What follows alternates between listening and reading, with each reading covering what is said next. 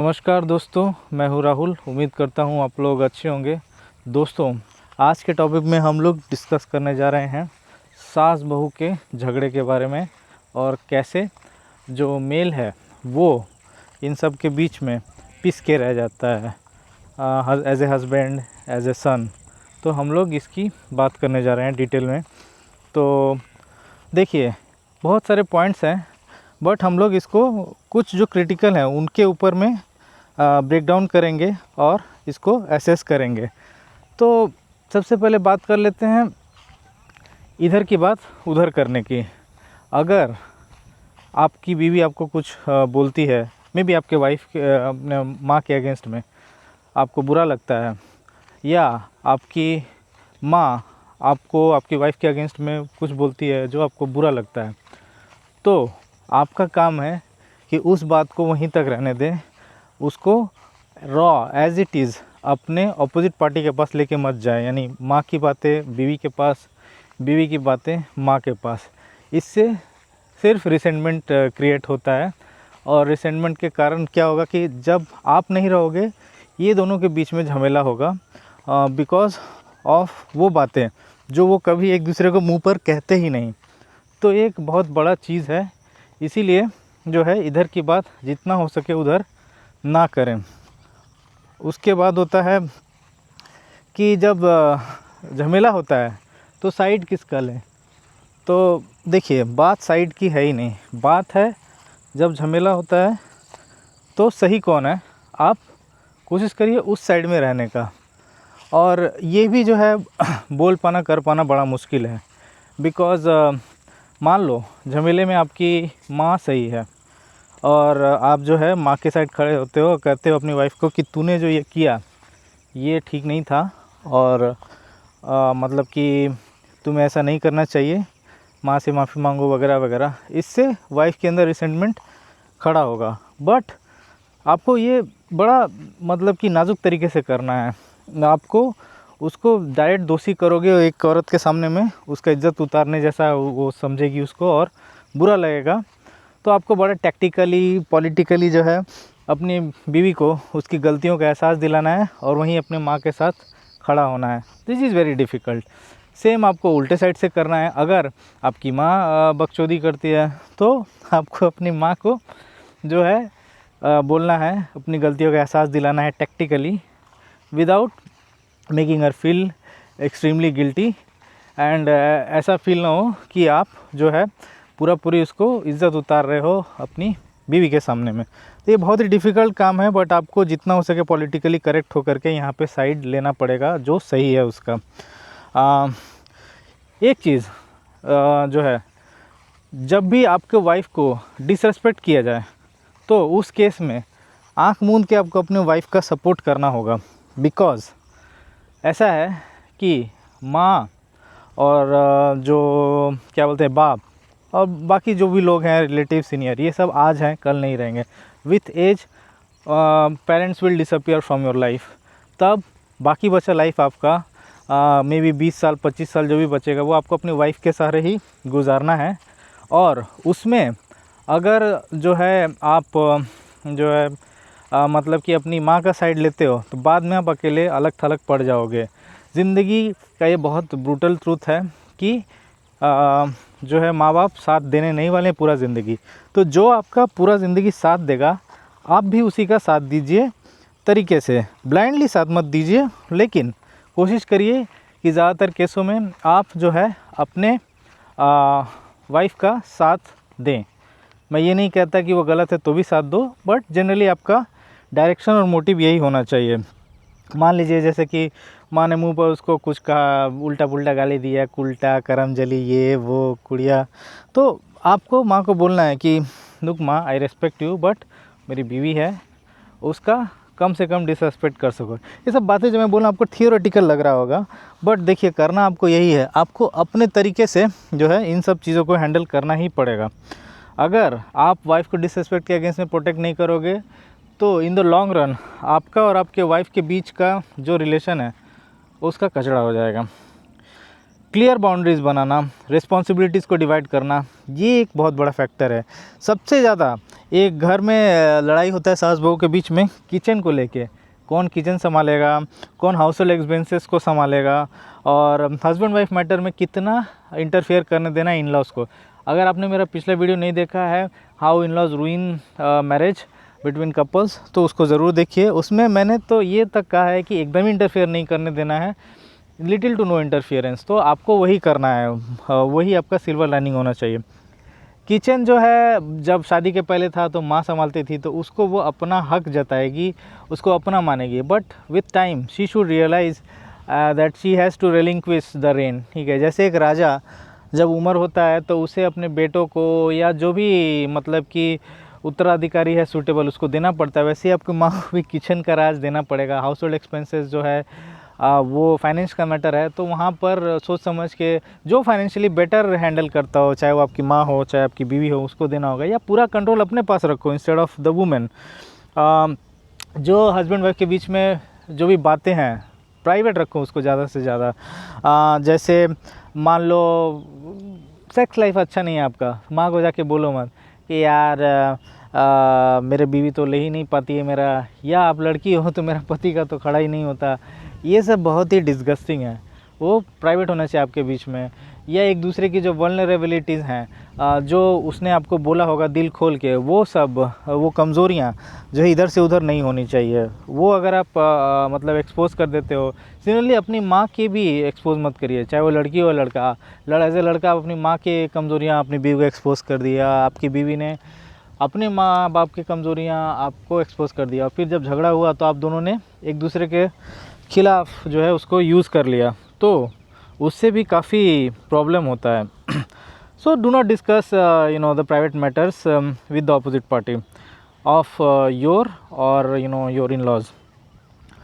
फिर अपनी माँ को जो है ममाज बॉय मत बनो, लड़कों के लिए है ये। मैंने एक बताया था टॉक्सिक पेरेंट्स ममाज बॉय, वो आप एपिसोड जाके देख सकते हो। उसमें किस तरीके से एक लड़का अगर फुल्ली इंडिपेंडेंट नहीं होता है और अपने माँ पे डिपेंड रहता है बचपन से लेकर आज तक जैसे वो करती आई है, तो ये बहुत प्रॉब्लम क्रिएट करता है। You need to act like an adult and own your married life. When you guys are married, तो जो चीज़ें हैं वो ये है कि it is your home and it is your responsibility, you are the primary people in your life। अगर ये सारी चीज़ें करने के बाद भी मान लो आप लोग साथ में रहते हो, जॉइंट फैमिली हो, और कचड़ा होता रह रहा है, तो आपको अलग रहना पड़ेगा। There is no two way about it. मैंने बहुत सारे रिलेशंस में देखे हैं कि सिचुएशन थोड़ा सा इम्प्रूव होता है जब हस्बैंड वाइफ अलग रहते हैं, उनको खुद का फिजिकल होम रहता है, चाहे वो रेंट पे ही क्यों ना हो। इनफैक्ट मैरिज के इनिशियल ईयर्स में हर किसी को बोलूँगा कि वो अलग रहे अपने पेरेंट्स से, ताकि स्टार्टिंग से ही वो डायनेमिक्स क्रिएट ना हो जहाँ पे they interfere in your married life. मैं ये नहीं कह रहा कि पूरा दूर हो जाओ, बट थोड़ा डिस्टेंस बना के रखो, ना कि parents are in reach, they do not feel abandoned, but at the same time they are not interfering day in day out in your life. जैसे मेरा केस में मेरे ससुराल वाले 25 किलोमीटर दूर थे मेरे घर से, और मतलब जब मन तब आ जाते थे, कुछ भी मतलब उनका ये रहता था। बट फिर भी मुझे ये सब चीज़ें रिजॉल्व करने के लिए झमेले पे उतर आना पड़ा। मुझे क्लियरली अपनी वाइफ को बोलना पड़ा कि ये चीज़ें मुझे पसंद नहीं है, बीच बात में आओ तो ठीक है। ये क्लियर रूल्स भी आपको सेट करने होंगे दोनों साइड से, कि तुम्हारे माँ बाप आएंगे कितनी बार साल में, कितने दिन रहेंगे, कैसे क्या, ये सब एग्रीमेंट होना चाहिए। वरना वही इफ़ दे ओवर स्टे और if they over interfere, problems will be there. बहुत से लोगों को लगेगा कि सेपरेट लिविंग करना सही नहीं है, माँ बाप के अगेंस्ट है, बट अगेन मैं वही बात कहूँगा कि इन दी एंड आपको अपना बचा कुचा लाइफ अपनी बीवी के साथ गुजारना है या अपने हस्बैंड के साथ, तो मतलब कि जो है you will have to sacrifice. लड़कियों का मैंने खास करके देखा है, वो जो है अपने माँ बाप के लिए बहुत ज़्यादा करते हैं। लड़के उतना करते नहीं अपने माँ बाप के लिए, अगर उनका मतलब सिबलिंग है तो, लेकिन लड़कियाँ they take care of their parents, specially their father, और बहुत ज़्यादा इंटरफेरेंस होता है। बात बात पे वो मायके जाएंगी, उनको देखेंगी, करेंगी। वुमेन शुड रियलाइज़ कि शादी के बाद your primary home is the one that is with your husband. ये रियलाइजेशन अगर आपको नहीं है, अगर आपको अभी भी लगता है कि आपका माँ बाप प्राइमरी हैं, तो भैया आपका घर मराएगा। और ये यार जोक लगा क्या? हाँ, तो जोक नहीं लगा है। तो बारिश का सीज़न है तो काफ़ी लीच रहते हैं यहाँ पे और बहुत बुरा काटते हैं यार। एनीवेज़, तो ये सब चीज़ें हैं। उसी तरीके से लड़के को भी समझना होगा कि प्राइमरी जो है बीवी है उसका लाइफ में, ना कि माँ है, ना कि बाप है। ये करना होगा, those have to be secondary. और अगर आपको दिखता है कि बहुत ज़्यादा डिफरेंसेस है दोनों के बीच में, तो प्राइवेट कन्वर्सेशन हो सके करो माँ के साथ, बीवी के साथ, कि देखो ऐसा ऐसा तुमको नहीं करना चाहिए, वैसा वैसा नहीं करना चाहिए। थियोरेटिकल बात बोल रहा हूँ again, but at least you should give it a try. कभी कभी अगर आपकी बीवी समझदार है या माँ समझदार है तो they can understand, and you need to tell them कि हाउ यू फील, कितना पिस रहे हो तुम इन दोनों के बीच में। क्योंकि कभी कभी होता क्या है, हम लोग इतना परेशान हो जाते हैं कि घर छोड़ के चले जाने का मन करता है एज द मेल, या यहाँ तक कि सुसाइड करने का भी लोगों को मन कर देता है। आपको मैं वो IAS ऑफिसर की एक कहानी थी, इंटरनेट पे आया था काफ़ी सालों पहले, सच्ची घटना है। तो he was mighty successful in life, IAS है भाई।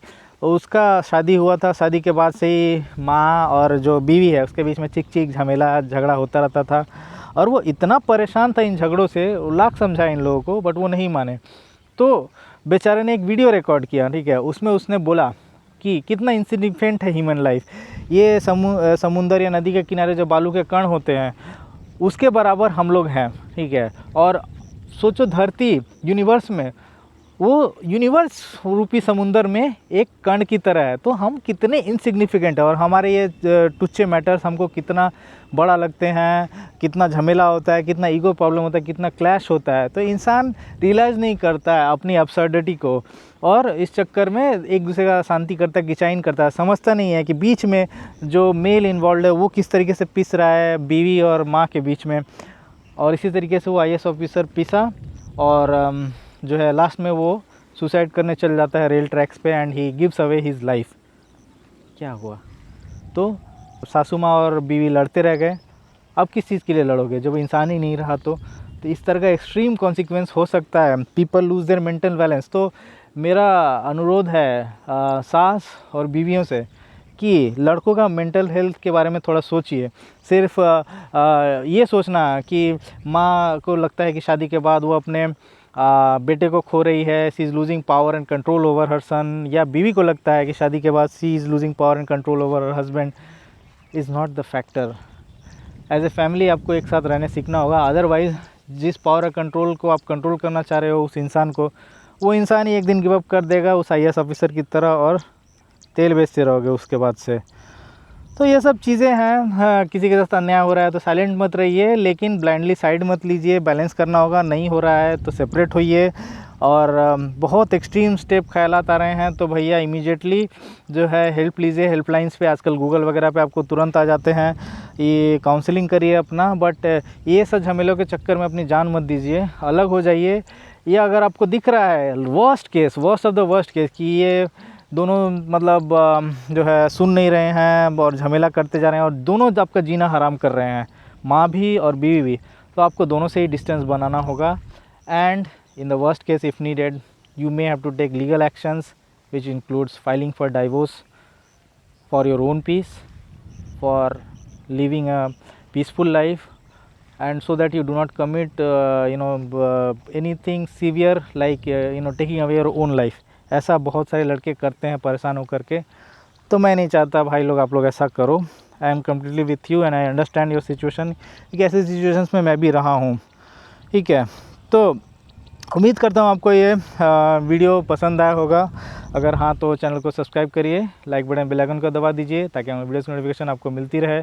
Before I and this video sponsored by vigilantech.in, that is me.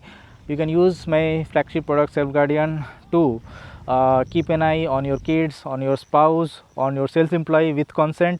इसके ज़रिए आप उनके files, SMS, call logs, you can take photos, you can hear to them in real time, live audio, all these you can do, and this will help you keep control over things if you cannot monitor them all the time with consent। और इसके अलावा दूसरा product है remote.vigilantech.in, माई remote desktop product, जिसके ज़रिए आप uninterruptedly अपने laptop या डेस्कटॉप को दुनिया के किसी भी कोने से एक्सेस कर सकते हो। There is very nominal fees of you can go and check out on the site, visit vigilantech.in, and until my next video, see you, bye bye।